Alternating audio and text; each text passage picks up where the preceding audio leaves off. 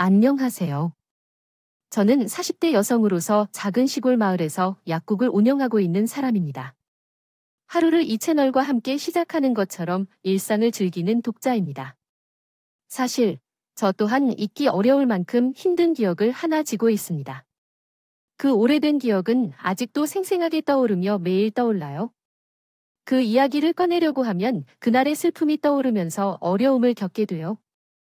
지금까지는 다른 사람들의 이야기만 듣는 일이었는데 문득 제 이야기를 여러분께 전하면 위로와 응원을 받을 수 있지 않을까 생각해서 사연을 나누게 되었습니다. 보내드리게 되었습니다. 큰 용기를 내었던 만큼 끝까지 들어주시면 감사하겠습니다. 저는 서울에서 약국을 운영하고 있었어요.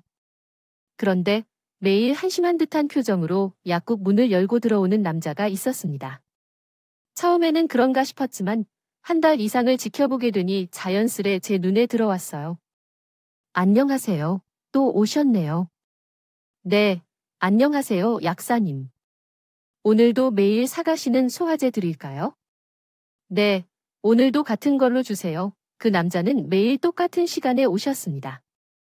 똑같은 소화제를 사오는 걸 보면 매일 소화제를 사는 그 남자분은 나에게 관심이 있다는 것을 쉽게 짐작할 수 있었습니다. 그래서 언제부터인지 나 또한 그 시간만 되면 거울을 보고 단장을 하며 그 남자를 기다리게 되었죠.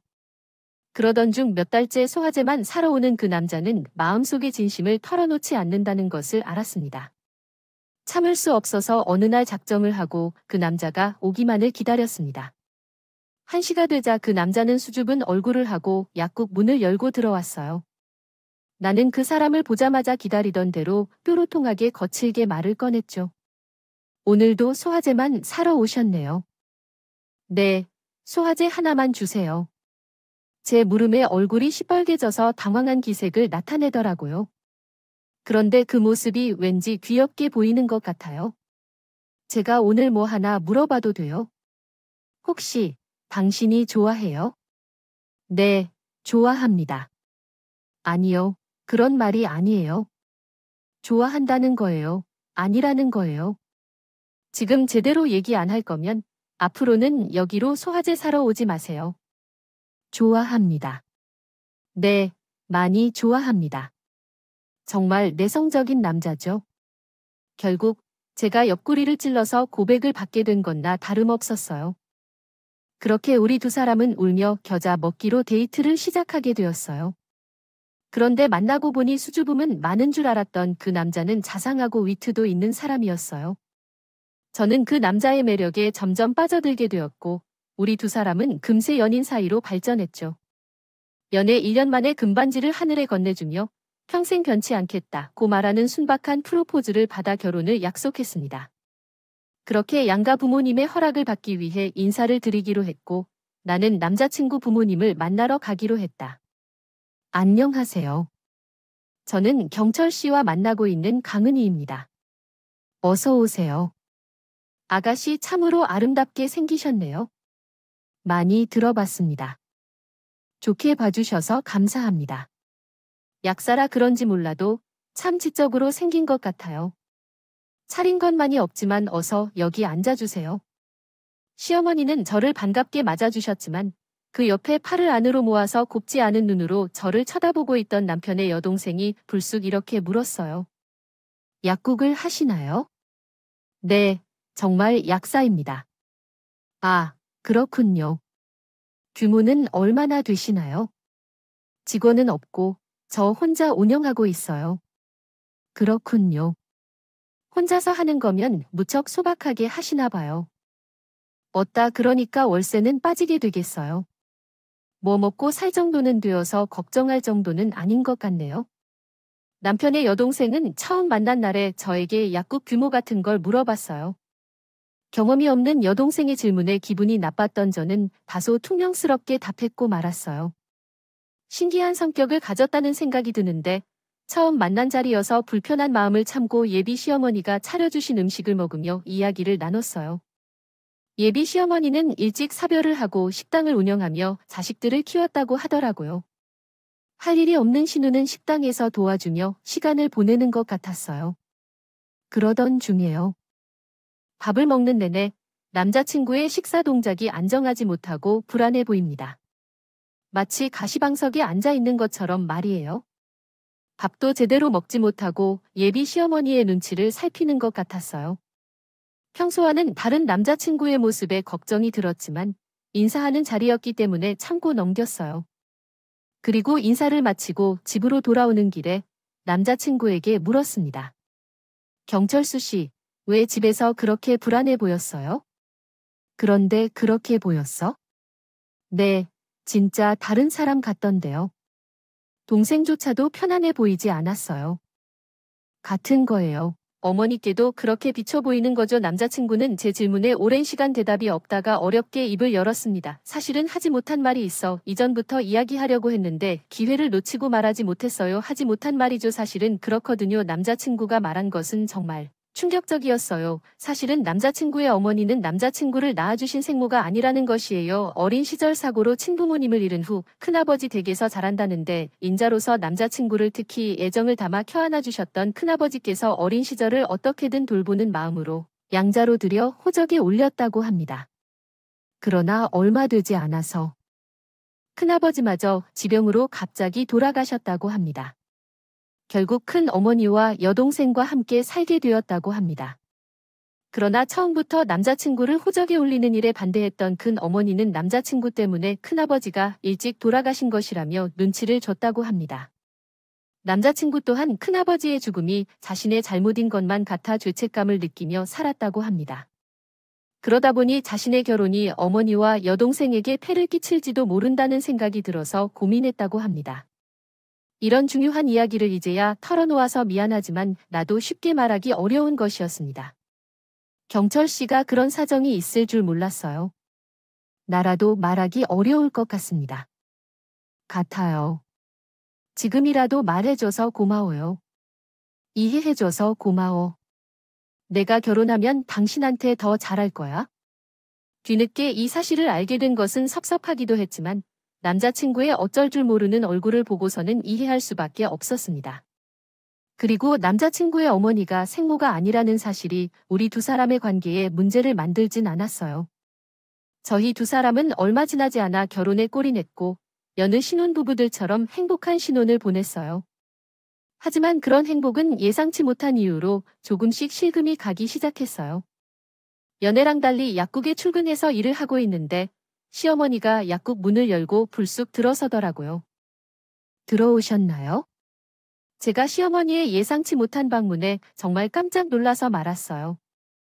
신혼집과 시댁은 버스를 타고도 2시간 넘게 걸리는 거리였습니다. 그런데도 시어머니가 연락 없이 찾아오셔서 놀랄 수밖에 없었어요. 어머님, 어떻게 연락도 없이 야구까지 오셨나요? 저는 시어머니를 보고 인사도 못하고 오셨다고 하면서 정말 무슨 말인지 이해가 안 되네요. 아니, 죄송해요. 제가 너무 놀라서 그렇게 말했어요. 약국에 약 사러 온 거였는데 그럼 놀러 온 것 같겠지요? 네, 왜요? 혹시 불편한 곳이 있으세요? 정말 친사해서 이런 말을 드리게 돼 죄송합니다. 안 하려고 했는데 세상에 며느리가 약사가 돼버리셨고 시어머니가 영양제 하나 못 얻어먹는다는 걸 생각하니 믿겠군요. 내가 알아서 어머니를 위해 좋은 영양제가 있는데 한번 드시어 보세요 하고 먼저 말할 수는 없겠지만 내가 찾아와서 이런 말을 해야겠냐고. 어쨌든 좋은 제품이 있다면 홍보나 해봐요. 신님 거도 챙기고 그렇게 해야겠다. 네, 알았어요. 그럼 이거 한번 드시어 보세요. 어머니의 건강에 매우 효과적일 거예요. 그래요. 이 제품의 가격은 얼마인지 아시나요? 값비싼 게 효과가 있는가요? 네, 값비싼 대신 효과가 좋은 제품이에요. 여기 아가씨, 약도 같이 챙겼어요. 그렇군요. 암튼 잘 먹었어. 근데 그건 그거고 니들 앞으로 식당에 와서 일손 좀 돕구라. 네, 어머니의 식당이에요. 하지만 어머니 경철 씨도 회사 일로 바빠요. 저도 약국을 혼자서 운영하는데 어떻게 매번 식당에서 일을 도와야 하는지요? 그럼 이 늙은 CM이 혼자 다 하라는 거냐? 결혼 전에는 경솔이 자주 와서 도와줬고 그랬었는데 내가 눈치를 보느라 요즘은 발길이 뜸해져. 네, 결혼 전에는 시어머니가 따뜻하고 친절하셨는데 결혼하고 나서 갑자기 냉랭한 태도로 바뀌셨어요. 저는 세상의 시어머니가 온통 변해버려서 매혹되었어요. 당황스러웠고 시어머니에게 어떻게 해야 할지 몰라서 당황스러웠습니다. 하지만 시어머니의 차가운 태도와 무리한 요구는 처음에 불과했어요. 어느 날부터 제 남편이 귀가 시간이 늦어지고 야근한다며 서둘러 다니는 날이 늘기 시작했어요. 뭔가 이상하다는 직감을 느끼고 남편을 추궁했지만 남편은 말을 흐리게 반복했습니다. 그러던 어느 날 남편이 밤늦게 집으로 들어왔는데 온몸에서 음식 냄새가 배어나오더라고요. 남편이 옷을 벗고 씻으러 간 사이 남편의 옷을 들고 냄새를 맡으며 주머니를 뒤적거렸습니다. 그런데 주머니에서 가게에 물건을 넣으면서 영수증이 나오지 않는 건 이상하지 않겠습니까? 네, 그렇습니다. 저는 남편이 퇴근 후 어머니가 가게에서 일을 도우시고 저녁 늦게까지 돌아오실 거로 예상하고 있었지만 영수증을 발견하게 되자 화가 나기 시작했어요. 경철 씨, 이제 좀 이야기 좀 해주세요. 혹시 오늘 어머니께서 가게에 다녀오셨나요? 아니요. 오늘은 회식이 있어서 늦게 들어온다고 했었죠. 그렇다면 이 영수증은 대체 무엇인가요? 어머니가 가게에서 물건을 사신 영수증 같은데 왜 자꾸 거짓말을 하시려고 하시는 건가요? 사실은 어머니가 가게에서 일하시는 것이 너무 힘들다고 하셔서 그래서 오늘은 가게에서 좀 쉬기로 하셨어요. 가게에는 아가씨도 계시잖아요. 경철 씨도 이제는 집안일도 있으시는데요. 그러니까 정확한 번역은 다음과 같습니다. 언제까지 그럴 거예요. 이제는 가게 이름 따라주지 않았으면 좋겠어요. 결혼 전부터 항상 도와줬는데 어떻게 결혼을 했다고 갑자기 안 도와주지 않을 수 있겠어요. 나는 괜찮아요. 매일은 아니더라도 가끔씩은 돌 수 있게 해주시면 안 되겠나요? 가게가 힘들면 사람을 더 고용하라고 하시던가. 아무튼 나는 경철 씨가 가게를 맡지 않았으면 좋겠어요. 그래 알겠어요. 물론 아들이 어머니의 업무를 돕는 건 이상한 일이 아니지만 시어머니에게 남편이 너무 많이 간섭한다는 게 걱정돼서 그래서 처음부터 명확하게 확실한 약속을 해두는 게 좋겠습니다.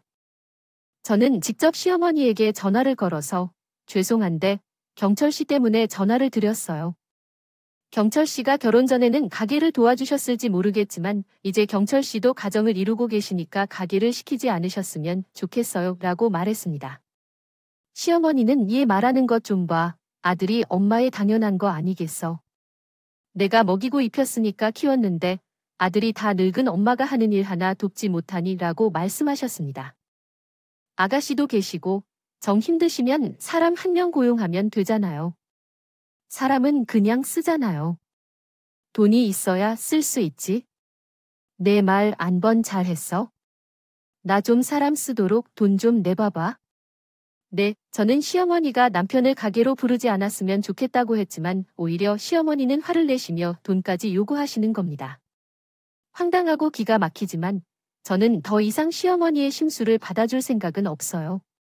그런데 시어머니와의 소동이 있고 난 이후 문제가 생겼습니다. 시어머니는 이제 아예 제 남편을 부리기 시작하고 있어요. 그 이유는 사람을 부리려면 돈을 써야 한다고 생각하더라고요. 내놓거나 그게 아니면 일손을 도우라는 거였죠. 그 일 때문에 우리 부부의 갈등은 깊어졌습니다. 경철 씨, 정말 이러겠어요? 어머니께 아무 말도 못하고 이렇게 휘둘리기만 할 거냐고요. 당신도 아실 것처럼 어머니 집은 육수도 오래 고아야 해서 일손도 부족한 듯 나라도 도와야지. 당신이 이해해 줄 수 없는 거야? 언제까지요? 경철 씨도 이제 한 집의 가장이라고요. 이제 어머니 집 가장이 아닌 우리 집 가장이라고요. 부모 없이 어렸을 때부터 키워주신 것 알아요. 사람들이 어떻게 나를 모르는 척 할 수 있겠어. 난 경철 씨가 회사에서 가게까지 하다가 몸을 다칠까봐 걱정이 들어요. 그런 건 걱정하지 마. 내가 알아서 틈틈이 쉬면서 할 거야. 진짜 내 얘기를 못 알아듣겠어요. 저는 경철 씨가 가게 일을 그만뒀으면 좋겠다고 해요. 지금 당장 어머니에게 더 이상 할 수 없다고 말해요. 어머니한테 계속 휘둘리는 것은 참을 수 없어요. 우리 부부는 어머님의 가게 일로 인해 싸우는 일이 잦아졌어요. 남편은 제가 싫어해도 어머님을 기쁘게 해주고 싶어하는 성향이 있어요. 그런데 이렇게 착하고 순진한 남편에게 큰 변화가 올 줄은 꿈에도 몰랐어요. 잃어버린 새벽, 전화벨이 요란하게 울렸죠. 여보세요. 아, 여기 경찰서인데요. 혹시 도경철 씨의 아내신가요? 네. 아, 제가 도경철 씨의 아내라고요. 그렇다면 경찰이 이 시각에 무슨 일이시죠? 일단 아내분을 병원에 와주셔야 할 것 같습니다. 도경철 씨가 화재 사고를 당하셨습니다. 지금 빨리 오셔서 확인을 좀 해주셔야 할 것 같아요. 네, 화재 사고요? 혹시 우리 남편이 많이 다쳤나요? 얼마나 다쳤나요? 괜찮으세요? 그게 싫어서요. 도경철 씨가 현장에서 너무 많은 연기를 흡입하여 사망했습니다. 뭐라고요? 사망이라고요. 우리 남편이 죽었다고요?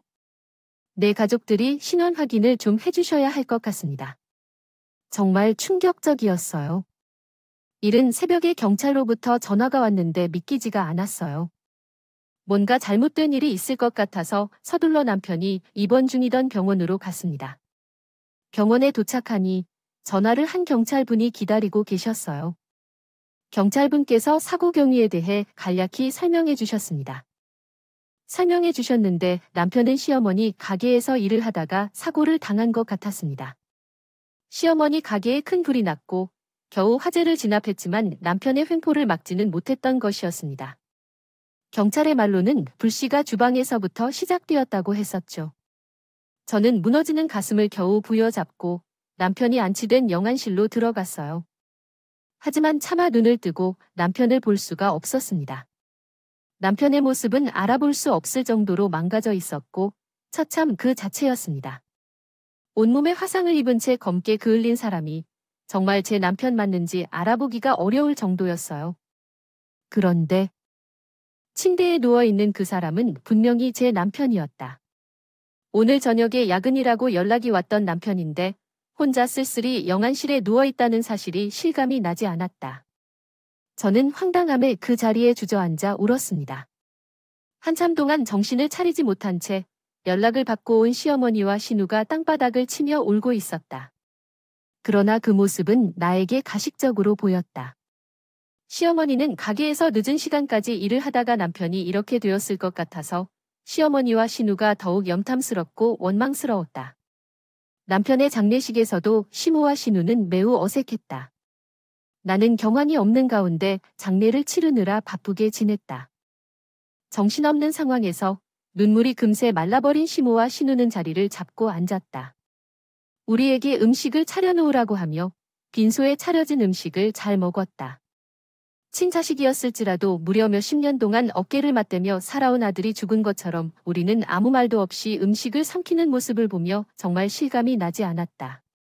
나는 그 모습을 지켜보며 죽은 듯 남편이 안타깝고 불쌍해서 끝없이 눈물만 흘렸다. 그런데 중간에 빈소를 찾아온 경찰이 조용히 말했다. 도경철 씨의 부인으로서 경황이 없으시겠지만 잠시 얘기 좀 나눌 수 있을까요? 사실 남편의 사고에 의심스러운 부분이 있습니다. 가게 뒤에 가스오븐이 많이 낡아 있는데 혹시 알고 계셨나요? 아니요. 저는 어머니의 가게에 대해서는 아는 게 없어요. 조금 더 조사해 봐야겠지만 여러모로 의심스러운 부분들이 보여요. 그런데 가게 주변에는 CCTV가 없네요. 아무튼 뭐라고 확신하기에는 증거물이 부족한 상황입니다. 좀 더 새로운 소식이 나오면 다시 연락드리겠습니다. 남편의 사고에 의심스러운 부분이 있다는 말에 심장이 덜컥 내려앉더군요. 그저 우연한 사고라고만 생각했던 것이 사건일 수도 있다고 하니까 신경이 복잡해졌습니다. 그러나 말입니다. 남편의 발인이 하루 앞날 뜻밖의 인물이 나타나 제 의심은 확신으로 변했어요. 말끔하게 정장을 차린 여성분이 빈소를 찾아와서 제게 인사를 건넸고 그리고 자신을 보험조사원이라고 소개했습니다. 안녕하세요. 도경철 씨 사망 사건과 관련하여 보험사에서 나왔습니다. 도경철 씨의 이름으로 3년 전에 생명보험에 가입된 것이 확인되어서 조사하러 왔습니다.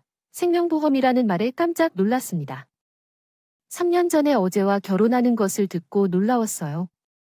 그전에는 남편이 생명보험에 가입했다는 얘기를 들어본 적이 없었거든요. 그런데 그 순간 시어머니의 급한 목소리가 들리더라고요. 보험사에서 나왔다고요. 제가 연락드린 사람이에요. 아유, 우리 아들이 어린 나이에 황망하게 세상을 떠났다는데 얼마나 안쓰러울지 몰라요. 아니요. 혹시 김숙자 씨 맞으신가요?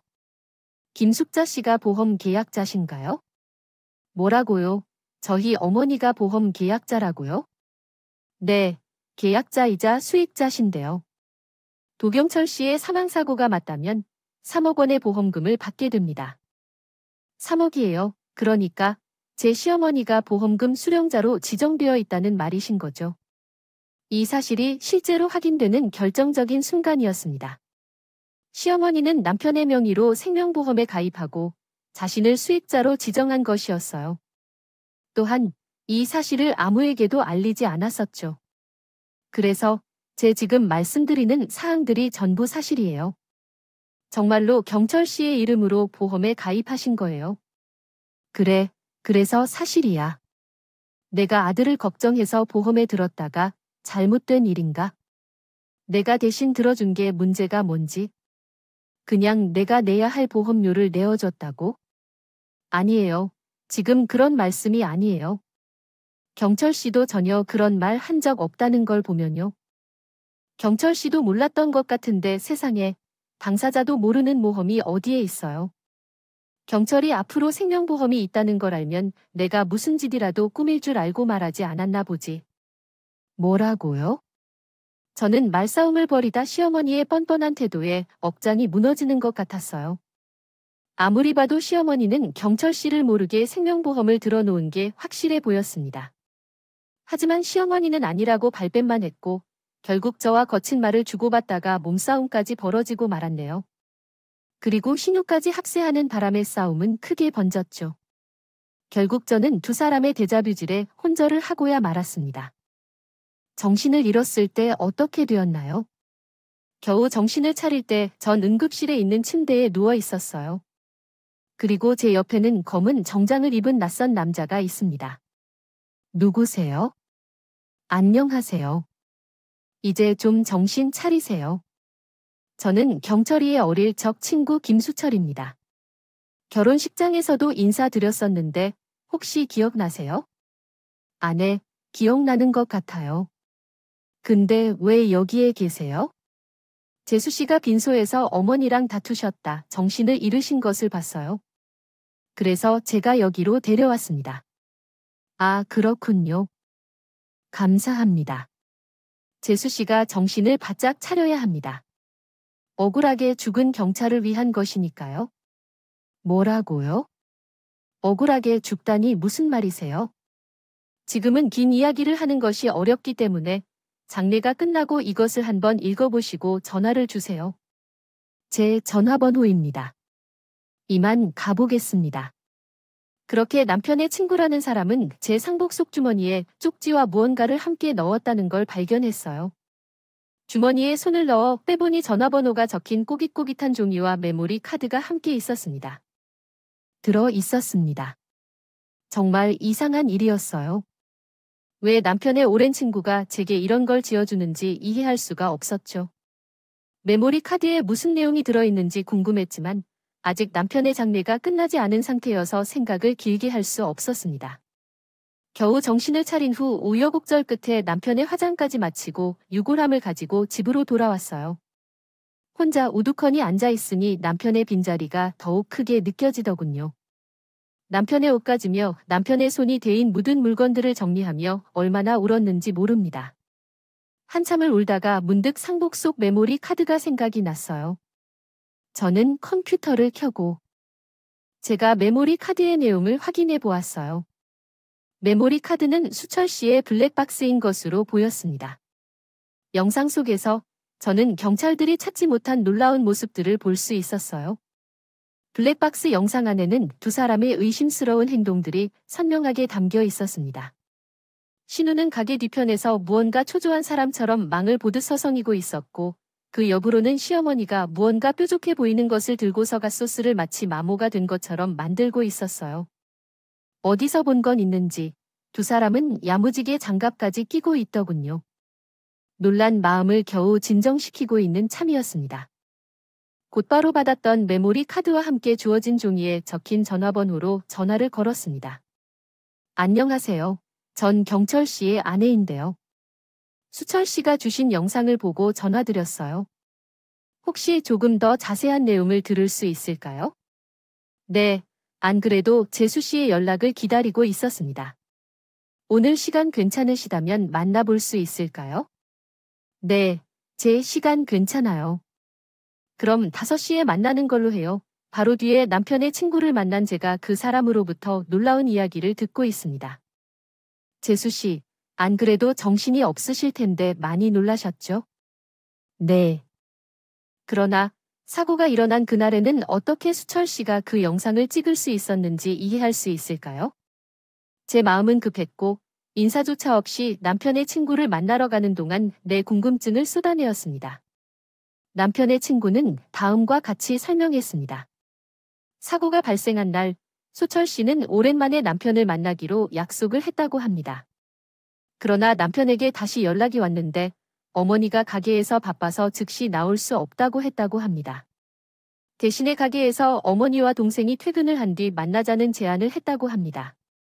그러면서 수철 씨가 약속 시간보다 일찍 도착한 결과 가게 앞에 여전히 불이 켜져 있었으며 가게 안에는 어머님과 함께 있던 것을 본 것이었습니다.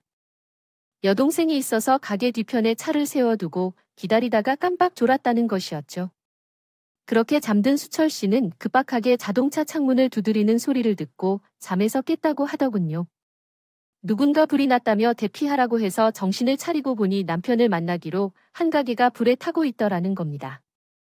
그런데 그분의 설명은 이것뿐만이 아니었어요.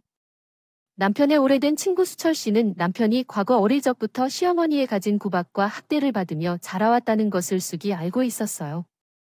그동안 남편이 무척 힘들어했다며 남편의 죽음에 강한 의심을 갖고 있었습니다.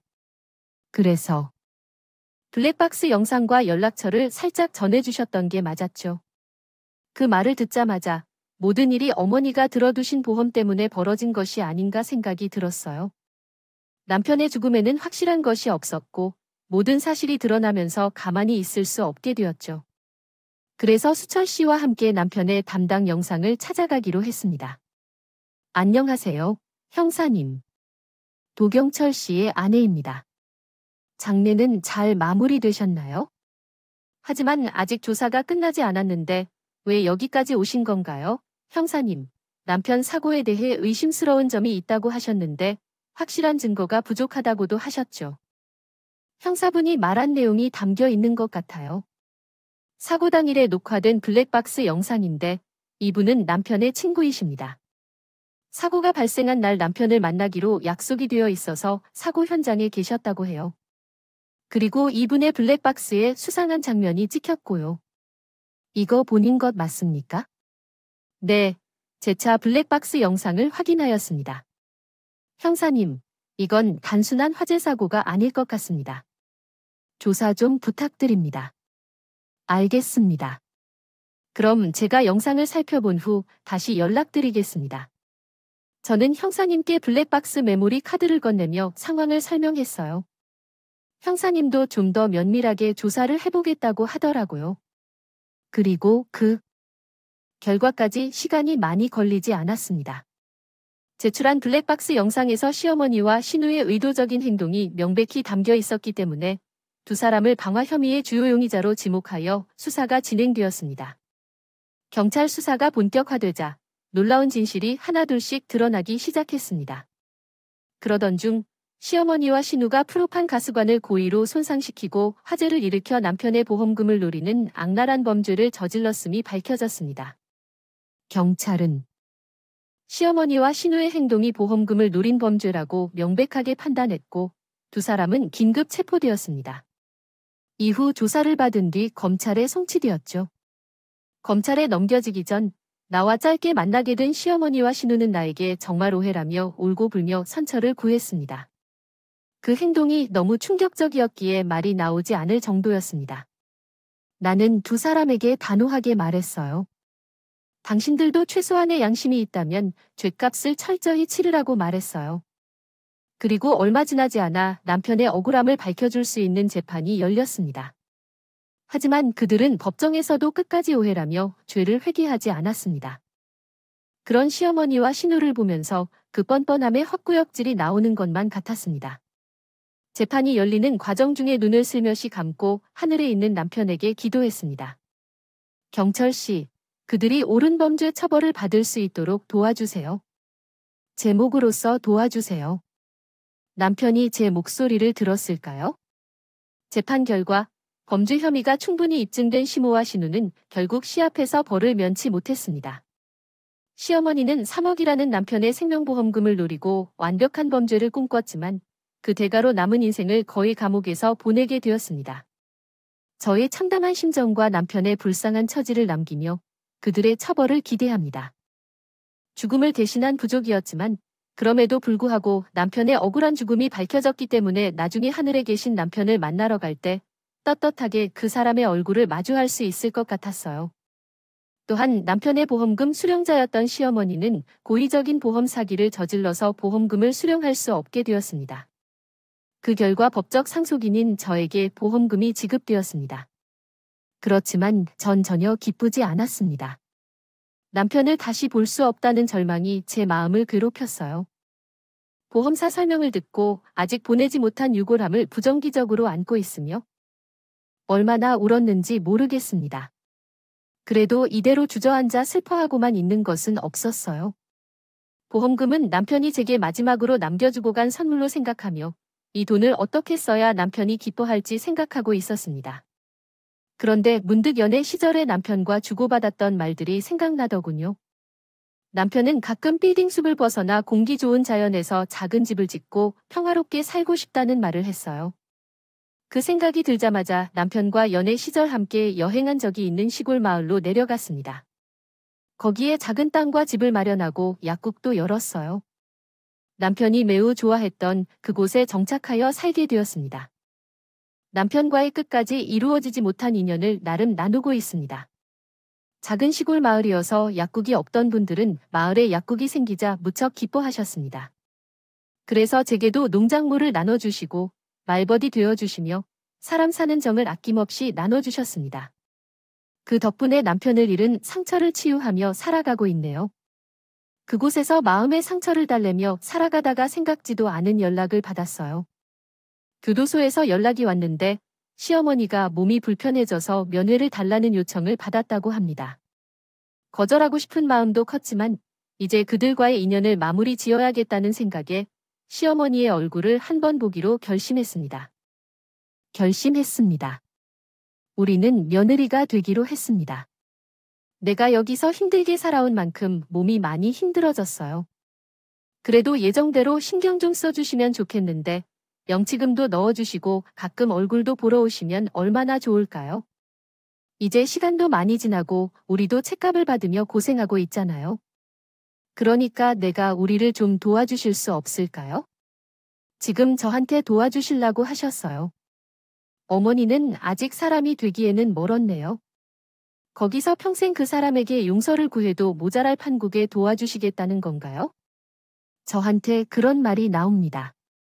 너는 늙은 시어미가 옥살이 하는 것이 불쌍하지 않니? 내 신주가 시집에 가지 못했다니.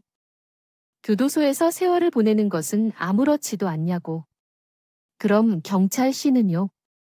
경철 씨는 제 마음대로 살아보지도 못하고 하늘나라에 갔어요. 바로 어머니 때문에요. 그건 오해라고 했잖니. 오해라고. 1년이나 감옥에서 살았으면서 아직도 모르시겠어요? 어머니는 돈 욕심으로 그런 흉악한 짓을 저지르신 거잖아요.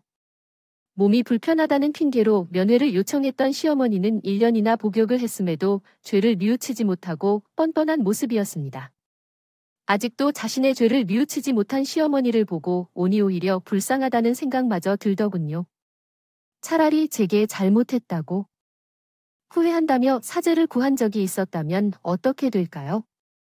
그래도 용서하지는 못했겠지만 조금이나마 미움을 덜 수는 있었을 것 같네요.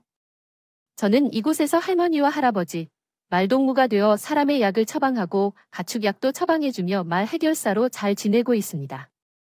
그래도 하루하루가 참 따뜻하다는 생각을 해요. 그리고 뉘엿뉘엿한 해가 진 후 저녁이 되면 남편을 묻은 나무 곁에서 남편과 둘만의 대화를 주고받곤 합니다.